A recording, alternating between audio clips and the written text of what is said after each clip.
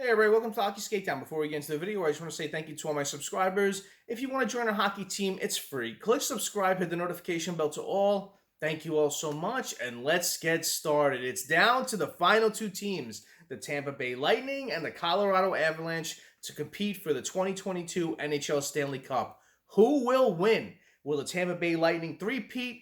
Will the Colorado Avalanche win their first cup since 2001? We'll have to wait and see, but Game 1 did not disappoint. Seeing the Colorado Avalanche go up to a 3-1 lead, seeing the Tampa Bay Lightning get back into it, playing the way they've played this whole playoffs, where they strike when they have to, they don't rush plays, they just take their time and they get back in the games, and that's exactly what they did in this game. They tied it up 3-3, and Colorado Avalanche won in overtime on that Burakovsky goal. So, it was a fun game. This series is not going to disappoint. If you're an NHL fan, you kind of had these two teams pegged from the way they played this year. Both teams exceeded 100-point mark, so they both had great years. And if you're new to the NHL, please watch this because it's going to be a fun series. These are two highly offensive teams that are not going to disappoint, and it's going to be a fun 7-game series, which I hope goes 7 games. So, we have a couple of days in between Game 2. Vasilevsky's record coming back for Game 2, so Game 2 should be fun to see what happens in that one. But let's talk about this series and, how the two teams have played leading up to this. Looking at the Colorado Avalanche, Cale Makar is having a sensational year and a sensational playoffs. 14 games played. He scored 5 goals, 17 assists, 22 points. So he's having a great year, where even the great one is saying he is the closest player offensively and defensively to make an impact on a game like Bobby Orr. So, and even Dave Poulin said, this is one of the best defensive performances we've seen in the playoffs in a long time. And I'm going to add offensive too, because this kid is dynamic. He really is. Just seeing the way he can handle the offensive end of the game, defensive end of the game, the way he can skate. He's just a beautiful skater. He's silky smooth making his moves on the blue line. He's very elusive. He's got a good shot. He can find the open man. He can rush the puck. I could say anything about this guy, and he does it well. So when this is all said and done with Cale Makar's career, I have a feeling he's going to be one of the best defensemen in the NHL. And, he's just looking at it game after game. And, can this be the year he wins his first Stanley Cup? We'll have to wait and see. But he's having a great year leading the Colorado Avalanche in points to date. Nathan McKinnon, 11 goals, 8 assists, 19 points. And, with Nathan McKinnon, you've seen it happen the past couple of years where the last 3 years they were ousted in the second round. And each time, the camera always panned to his face. And you could see the disappointment in his face, but you could also see the drive where you saw in his face then he knew what it takes to get there. He had another year of disappointment, another learning experience, and, he's a player that really pushes his team to win. He's a great leader. Some of his methods have come out and maybe not have been the best, but he's a player that teams like. They want a leader to push them to be better, and that's what he does with this team. He's a leader by example. You're seeing the way he can just take control of a game and just change it. And that's the type of leader you need come this time of year. And he knows what it takes to get there. He just doesn't know what it takes to win a cup. And I really think this year he may do that. Gabriel Landeskog, 9 goals, 10 assists, 19 points. And he's having another great playoffs. And I agree with what he said. To be the best, you got to beat the best. And that's exactly what they have to do this playoffs. Mikko Rantanen, 5 goals, 14 assists, 19 points. Kadri, who's not playing, he's been injured the past couple of games, 6 goals, 8 assists, 14 points.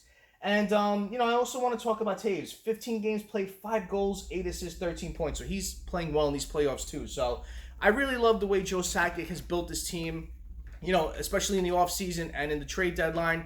He's brought in key pieces, acquiring Kemper, and it took a lot to get him after losing Grubauer. Bringing in players like Cogliano and Helm, Josh Manson, and Artturi Lehkonen. You've seen what he did last year with the Montreal Canadiens. And, these are key pieces to build. Adding this sort of depth is really going to help. And this is the deepest Colorado Avalanche team I've seen in a long time. And, they're deep from top to bottom. You have other players like Burakovsky and Chushkin playing well. it's a good team. It really is. And I really think that they're going to give the Tampa Bay Lightning a run for their money for this Stanley Cup Finals. And I really believe they do have a chance to win the Stanley Cup. Going over to the Tampa Bay Lightning side, you have Kucherov leading the team with 7 goals, 17 assists, 24 points. Palat is having a good playoffs, 9 goals, 8 assists, 17 points. He's a UFA at year's end. Steven Stamkos having a good playoffs, 9 goals, 6 assists, 15 points. Of course, Victor Hedman's up there, 2 goals, 13 assists, 15 points. And Corey Perry rounds out the top 5 with 5 goals, 3 assists, and 8 points. And Corey Perry is very interesting as he's been in the last 3 Stanley Cup Finals the past 3 years with different teams. And, he hasn't won a cup. So can he change his fortunes this year and win a Stanley Cup to help the Tampa Bay Lightning? So, net mining on both sides has been great too. Vasilevsky's been 12-6, 2.36 GAA and a .926 save percentage. Looking on the other side, Kemper and Pavel Francouz have had a great playoffs as well. Kemper's gone 7-2, 2.68 GAA and a .895 save percentage.